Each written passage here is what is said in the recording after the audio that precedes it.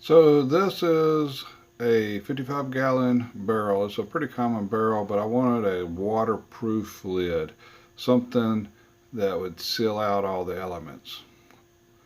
Most of the ones I've seen, people just cut like three-sided square and peeled it back, but I wanted something that I could easily open, easily close.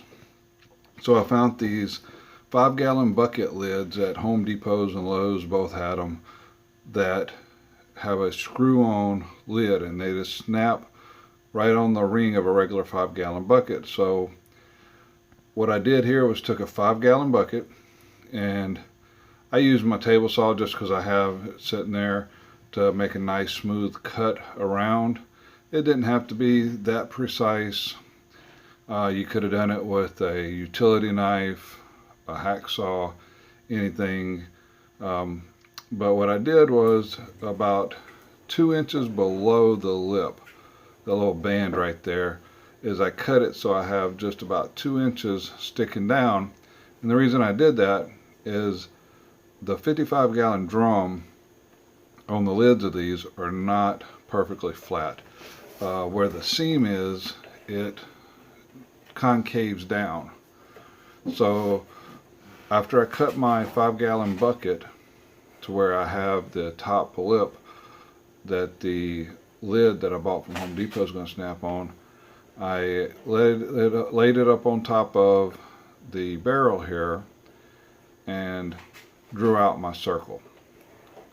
This is a little bit difficult just because the plastic on plastic is very slippery, and you want to get this circle as precise as possible. And the reason why you want it to be as precise as possible is you want a nice snug fit. So I just took my drill, pre-drilled a little hole, and then took my jigsaw. I actually sped this up. So took my time, went around that circle, and got that circle as perfect as I could. I mean, it doesn't have to be 100%.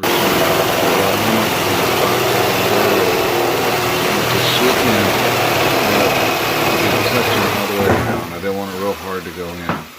So I kind of went back and sanded that just a little bit. And here's the circle. You know, you can still see it's the rough edge. But I went around and just try to make it as smooth as possible. Here's where I'm test fitting the bucket, and you see now while that lip is sticking down about 2 inches, because it's perfectly flush here on either side, but right there you can see how it kind of looks like a V. That's where the center of the bucket kind of dips down, and it also dips down here in the front about an inch. So this is the 5-gallon bucket lid, and then that is the little snap-on, screw-on bucket lid that I got for $7 from Home Depot.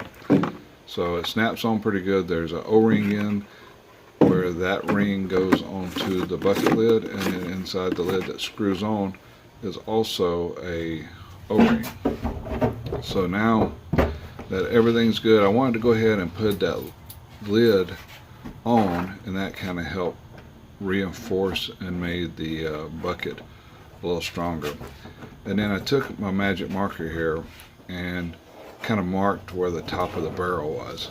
Again, this doesn't have to be 100% precise, but what I did was mark that around there because this lip isn't going to squish all the way into the barrel. So if I just went and put this glue, which as you see right here, it's the Power Grip by Loctite. If I was like right now where I'm putting it on the bottom edge right by that lip, if I did that all the way around, it would not touch the top of the barrel where the barrel is concave down. That's why I had marked it where the barrel was.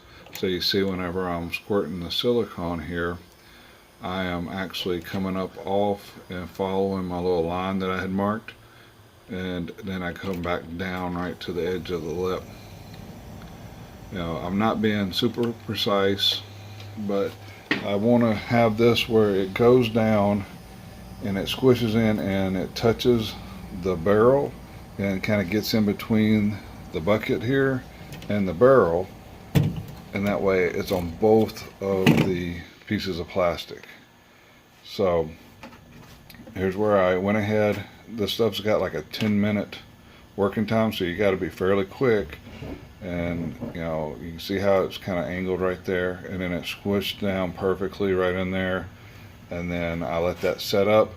It's 24 hours for it to cure, and I could have gone around right now where you see just a little bit of that has squeezed out on the edges over here, but then on the front and in the back you can see it anyway where the lid kind of concaves down. So I didn't worry about cleaning up too much. But here you can see the next day where it completely dried. This thing is on there super tight, super rigid. Now I've got threads right here.